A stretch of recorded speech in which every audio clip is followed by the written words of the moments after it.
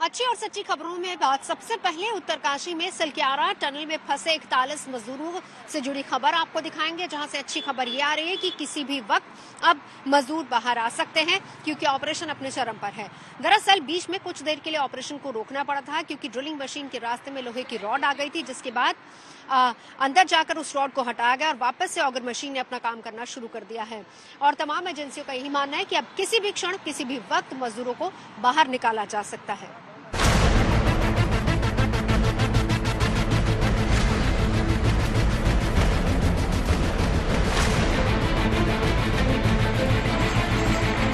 सब लोगों की दुआ है कि जल्दी से जल्दी सब लोग बाहर आ जाएंगे। हम लोग प्रार्थना कर रहे हैं। यहाँ पर सारी चीज़ें, एम्बुलेंस की व्यवस्था कर रखी है बाहर।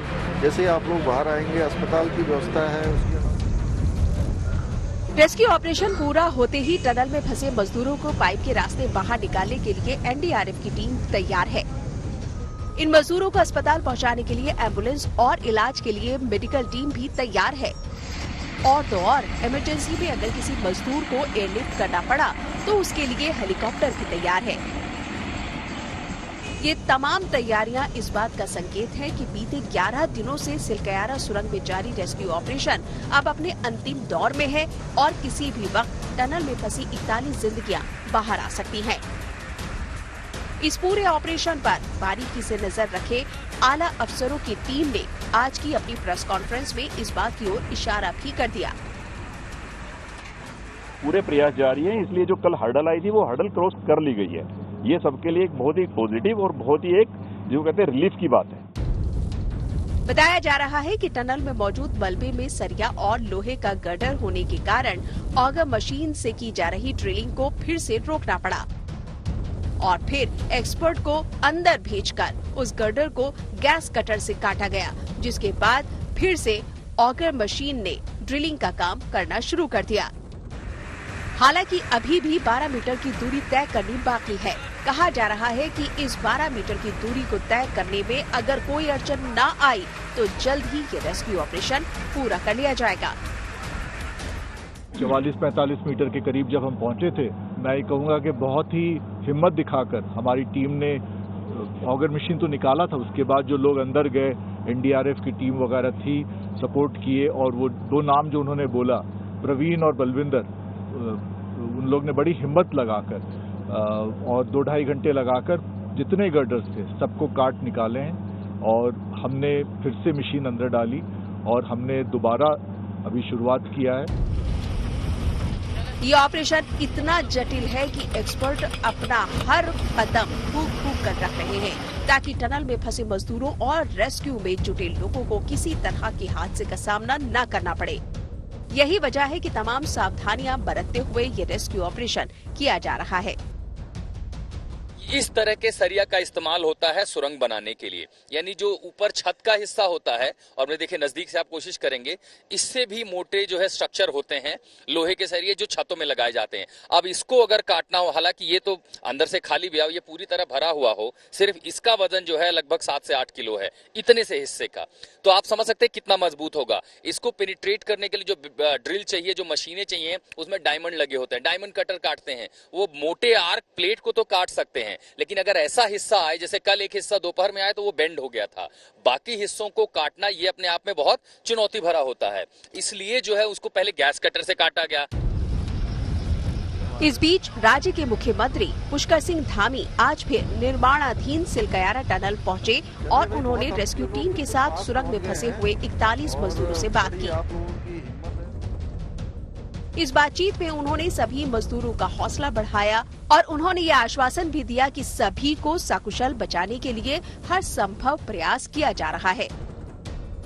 बहुत हम लोग बिल्कुल पास पहुंच गए हैं और बड़ी आप लोगों की हिम्मत है और बहुत ही आप लोगों के लिए सब लोग प्रार्थना कर रहे हैं यहाँ। और हम लोगों को उम्मीद भी है, मैं भी रात से आ गया हूँ, जनरल साहब भी आ गए हैं यहाँ पर, और प्रधानमंत्री जी रोज आप लोगों के बारे में रोज चिंता कर रहे हैं, रोज अपडेट लेते हैं मुझे सवेरे 7 बजे। आज भी अभी आया है, अभी बताया है, बिल्कुल 45 मीटर से आगे हम लोग आ गए हैं और मुश्किल से 10 मीटर और आना है। बीच बीच में क्या है कि सरिया वगैरह आ जा रही है ना, तो हाँ, तो आप लोगों को पता ही है, थोड़ा सा ये है कि हिम्मत बता के, और किसी सबकी तबीयत वगैरह ठीक है ना वहाँ पर। इस सिल्क यारा टनल में हादसा 12 तारीख को हुआ था, जिसके बाद से एक तरफ अंदर फंसे मजदूरों को बचाने के लिए 24 घंटे राहत और बचाव अभियान चल रहा है, तो वहीं दूसरी तरफ मजदूरों की सकुशल वापसी के लिए लगातार देश के अलग अलग मंदिरों में पूजा अर्चना भी की गई। उत्तरकाशी से आशुतोष मिश्रा, अंकित शर्मा और अमित भारद्वाज के साथ bureau report, good news today. Rajasthan के चुनावी रण की कर लेते हैं, क्योंकि आज शाम 5 बजे प्रचार थम गया है। 25 तारीख को 199 सीटों पर वोट डाले जाने हैं। सत्ताधारी कांग्रेस पार्टी अपनी तरफ से जोर लगा रही है। विपक्ष में बीजेपी ने भी अपने घोषणा पत्र में तमाम लोक लुभावन वायदे किए हैं और जनता को लुभाने की कोशिश की है। लेकिन 25 तारीख को जनता नेताओं की किस्मत का फैसला करेगी। लेकिन उससे पहले इस पूरे चुनावी रण में एक और खास बात जो सबसे ज्यादा देखने को मिली, वो थी पगड़ी। पगड़ी के रंग, पगड़ी की सियासत। किस तरीके से राजस्थानी आन बान और शान पगड़ी ने इस बार चुनावी रंग देखे हैं और किस तरीके से नेताओं ने अलग अलग पगड़ियां बांटी और ली है, वो आपको दिखाते हैं। पगड़ी वाली सियासत क्या है। धनो दियाड़ो आजिरो धान मुराती धाने बा, धनो दियाड़ो आजिरो धान मुराती धाने बाग, पिया हुए बदावना गाई जय मंगल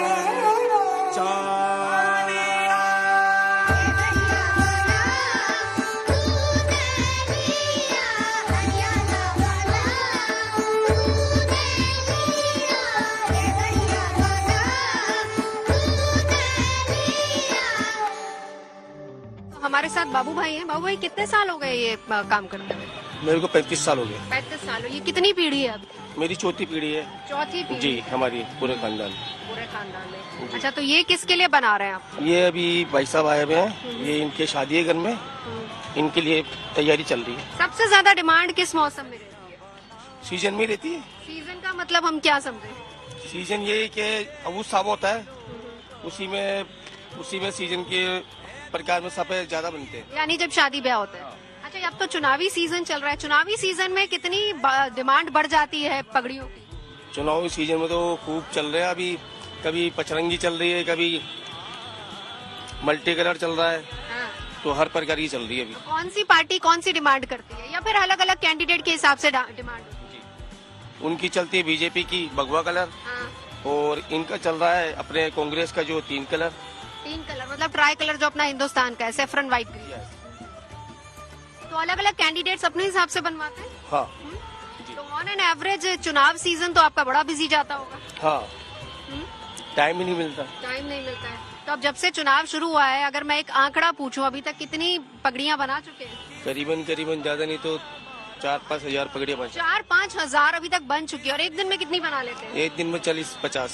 40-50। तो ये जब रैली वगैरह होती है तब ज्यादा डिमांड आती है पगड़ियों की? हाँ? रैली में ज्यादा होती है डिमांड। रैली में ज्यादा होती है। एक रैली में अमूमन कितनी पगड़ियां जाती हैं? करीबन 400, 500, 700, वो डायरेक्ट वही बनती है। तो हमेशा कहा जाता है कि निर्दलीय इज द डिसाइडिंग फैक्टर। वो किधर जाएंगे? क्या वो मल्टी कलर पहनेंगे या फिर वो भगवा रंग की पहनेंगे? ये डिपेंड करेगा उस पे। क्या परंपरा है यहाँ पर पगड़ियों? राजस्थान में बहुत चलन है पगड़ियों की, हर प्रकार की चलती है। अभी किसी की भी शादी ब्याह होती है, वहीं पे सब डायरेक्ट जाकर के बनवाना चाहते हैं कि पूरी फैमिली के बंदे हमारे। शादी ब्याह का माहौल अलग हो गया। तो चुनाव भी चलता रहता है, लेकिन शादियों में बहुत डिमांड होती है और आप स्पेशली अपने घर की वेडिंग के लिए यहाँ से साफा लेने आए हैं। जी मैम। क्या परंपरा है राजस्थान में साफा बांधने की? एक्चुअल में क्या है, जो सम्मान की दृष्टि से देखा जाता है, जो पगड़ी होती है वो एक आदमी की सम्मान, आप उसको मान सकते हैं कि वो एक उसकी इज्जत सम्मान की। जी मैम। लेकिन नेता जब पगड़ी बनाते तब क्या समझा जाता है? मैम, हर लोगों का अपना अपना कल्चर होता है कि जैसे रूरल एरिया में जो है वो आज भी इसको सम्मान की दृष्टि से दिया जाता है। किसी की पगड़ी नीचे नहीं गिरे, या अपन किसी मंदिर में जाते हैं तो वो पगड़ी उतार के फिर डोक देते हैं। तो उसका मतलब ये होता है कि अपना सम्मान जो उनके चरणों में अपने अर्पित किया है। बिल्कुल। हाँ जी। ये आपके लिए साफा, ये आपके सर पे बांधेंगे डायरेक्टली। अच्छा। जैसे चुनाव के अंदर अपन रैली के अंदर बांधते हैं, इस तरीके से। भाई एक और चीज बताइए कि पूरे राजस्थान में कितने तरह की पगड़ियां बनती हैं? करीबन 40 से 50 तरीके की पगड़ियाँ बनती है। हाँ, तो हर इलाके के हिसाब से अलग अलग साइड, मारवाड़ी अलग होती है, जोधपुरी अलग होती है, बीकानेरी अलग होती है, उदयपुरी अलग होती है, जैसलमेर की अलग होती है। आप सब बना लेते हैं? सब बना लेते हैं, बिल्कुल। और इसीलिए आपकी डिमांड, देखिए जयपुर में जब आप आए तो बाबू भाई के पास डिमांड बहुत ज्यादा होती है। 365 दिन इनका सीजन, खास तौर पर अगर चुनाव चल रहा है तब तो बहुत ज्यादा। रैलियों में, एक रैली में 400 से 500 के करीब पगड़ियां बनती हैं, और अगर अलग अलग सभाएं होती हैं तो उस हिसाब से, और शादी सीजन में तो ये चलता ही रहता है।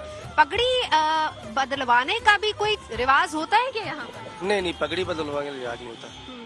तो पगड़ी पहनाने का रिवाज होता है, सिर्फ पहनाया जाता है, और उनसे ताकि मांगा भी नहीं जाता वापिस, क्योंकि और वो मैं पहनाने के पीछे की क्या परंपरा?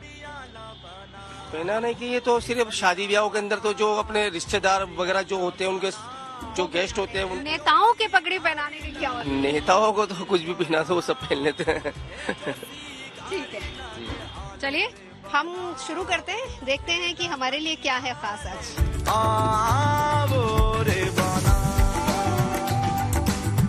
लगनिया रे ले दावत बेगा रे बना। मेरा साफा तो तैयार है, और देखिए गिन के मुझे लग रहा है 30 सेकंड लगे, शायद 30 सेकंड का वक्त लगा है, और ये पूरी तरह से तैयार हो गया। और एक दिन में कितने साफे बांध लेते हैं? एक दिन के अंदर अगर साफे बनवाने वाला हो, रैली के अंदर भी हम तकरीबन 500 साफे बांध देते हैं अकेले खड़े। 500 साफे एक रैली में, और इस बार तो बहुत डिमांड होगी, साफों की रैली चल रही है, चुनाव चल रहे हैं, बिल्कुल डिमांड तो है ही इसकी। आप लोगों की क्या परेशानी? आप जाते हैं चुनावी रैलियों में, साफे बांध के आ जाते हैं, और इसको एक तरीके से शान भी कहा जाता है और एक इज्जत के तौर पर भी देखा जाता है। आप लोग अपनी बातें वहाँ रखते हैं नेता? वहाँ पे इतना मौका ही नहीं मिलता है, वहाँ पे और हमारे क्या परेशानियाँ और इश्यूज आते हैं? इश्यूज तो कुछ भी नहीं है, बस यही है कि जो भी आवे सरकार वो अच्छा ही काम करे, बस जैसे बीजेपी आए या कांग्रेस आए, कुछ भी आवे, और हर आदमी यही चाहता है कि शांति ही रहे बनी हुई, बस और कुछ नहीं चाहता। महंगाई थोड़ी कम हो।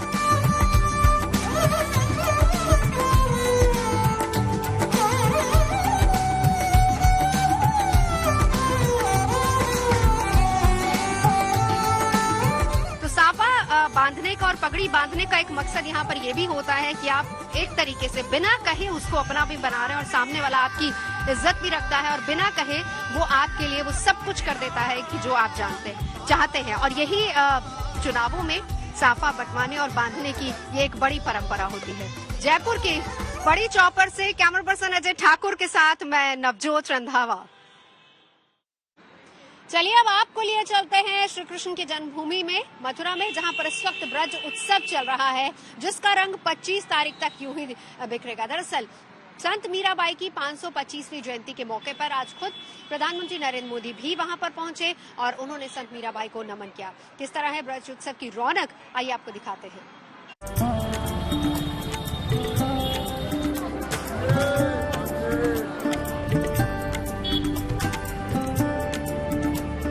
मथुरा के चप्पे चप्पे में इन दिनों ब्रज उत्सव के अनेकों रंग बिखरे हुए हैं। मथुरा के मंदिरों से लेकर यमुना के घाटों तक, चौक चौराहों से लेकर परिक्रमा मार्ग तक, हर कहीं श्री कृष्ण की लीलाओं को बड़े ही मनमोहक तरीके से दर्शाया गया है। ब्रज उत्सव के इन्हीं रंगों में से एक है संत मीराबाई का 525वां जन्मोत्सव, जिसे इस साल बड़े धूमधाम से मनाया जा रहा है।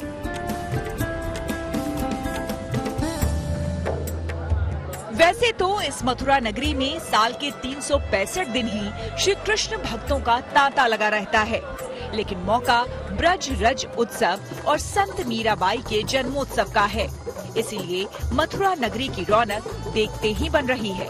भगवान कृष्ण की उपासक संत मीराबाई के इसी जन्मोत्सव में भाग लेने के लिए खुद प्रधानमंत्री नरेंद्र मोदी भी पहुंचे हैं, जो सबसे पहले कृष्ण जन्मस्थली में दर्शन और पूजन करने पहुंचे और फिर रेलवे मैदान में आयोजित ब्रज रज उत्सव में शामिल हुए। इस खास मौके पर प्रधानमंत्री ने संत मीराबाई पर डाक टिकट और स्पेशल सिक्का जारी किया।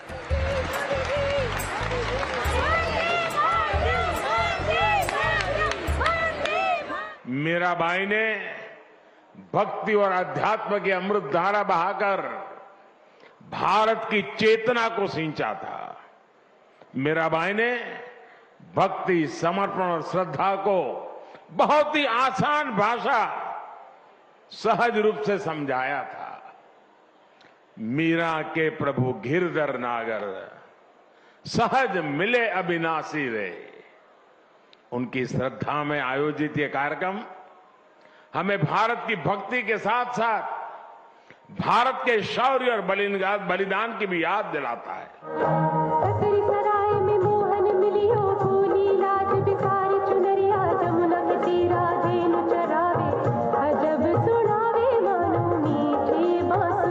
वहीं मथुरा से बीजेपी सांसद हेमा मालिनी ने भी मीराबाई के जीवन पर पेश किए अपने नृत्य से देखने वालों को मंत्रमुग्ध कर दिया। इस नृत्य के जरिए मीराबाई के भगवान कृष्ण को समर्पित भक्ति छंद को पेश किया गया। मीरा,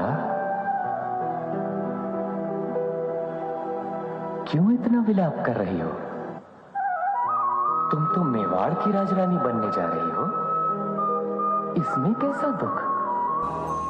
आपको बता दें कि इस ब्रज रज उत्सव का आयोजन ब्रज तीर्थ विकास परिषद साल 2018 से कर रहा है, मगर इस साल का ये ब्रज रज उत्सव पूरी तरह से संत मीराबाई को समर्पित किया गया है, जिसके जरिए लोगों को मीराबाई की भक्ति, आस्था और प्रेम को समझने की कोशिश की गई है। 14 नवंबर से शुरू हुआ ये ब्रज रज उत्सव 27 नवंबर तक चलेगा, जिसमें उत्तर प्रदेश की कला और संस्कृति के रंग भी लोगों को देखने को मिल रहे हैं।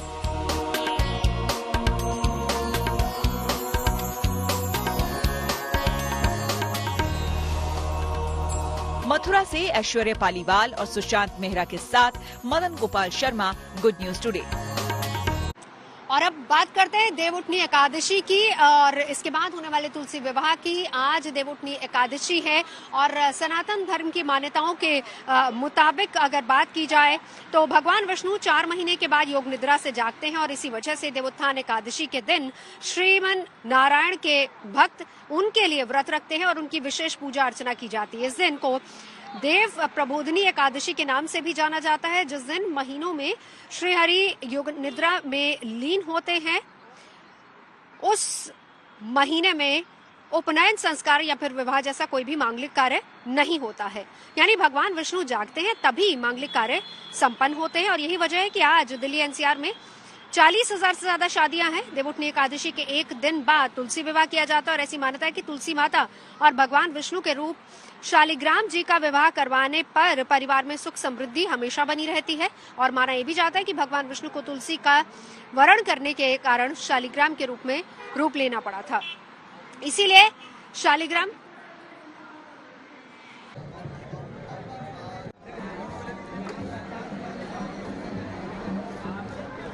तो चलिए अब आपको हम ये भी बता देते हैं कि क्या होता है तुलसी विवाह। दरअसल माना जाता है कि भगवान विष्णु को तुलसी का वरण करने के कारण शालिग्राम का रूप लेना पड़ा था और इसीलिए शालिग्राम के रूप में ही श्री हरि का विवाह माता तुलसी के साथ कराया जाता है। और यही वजह है कि भगवान विष्णु को तुलसी सबसे प्रिय है। और अक्सर आपने देखा होगा कि जब भी हम भगवान विष्णु की आराधना करते हैं हम तुलसी पत्ता रखना नहीं भूलते। मात्र तुलसी दल अर्पित करने से भगवान को प्रसन्न किया जा सकता है और इसके पीछे प्रकृति के संरक्षण के अलावा वैवाहिक सुख की भी लालसा रहती है। जो लोग तुलसी विवाह को संपन्न कराते हैं उनको वैवाहिक सुख प्राप्त होता है। शालिग्राम और तुलसी का विवाह जिसकी परंपरा निभाने की पूरी प्रक्रिया है और पूरे विधि विधान के साथ ही तुलसी विवाह संपन्न करने पर भगवान की कृपा प्राप्त होती है। वैसे मान्यता ऐसी भी है कि तुलसी पूजन करने से विष्णु जी और माँ लक्ष्मी प्रसन्न होते हैं और विष्णु और माँ लक्ष्मी की कृपा भी आप पर बनी रहती है। और यही एक वजह है कि आज यानी देवउठनी एकादशी पर तुलसी विवाह के बाद विवाह का शुभ साया शुरू हो जाता है। और यही एक बड़ी वजह है कि अब से लोग अपने बच्चों के विवाह भी करते हैं। तो आज देवउठनी और देवोत्थान एकादशी है। जिसकी सनातन धर्म में मान्यताएं भी हैं। दीपावली के बाद एकादशी के दिन भगवान विष्णु 4 महीने बाद योग निद्रा से जागते हैं और यही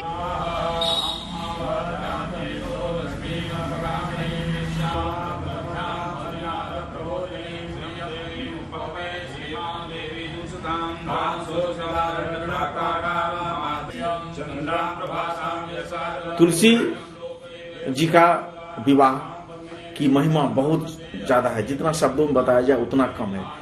तुलसी जी का भगवान विष्णु के स्वरूप शालिग्राम से हुआ है।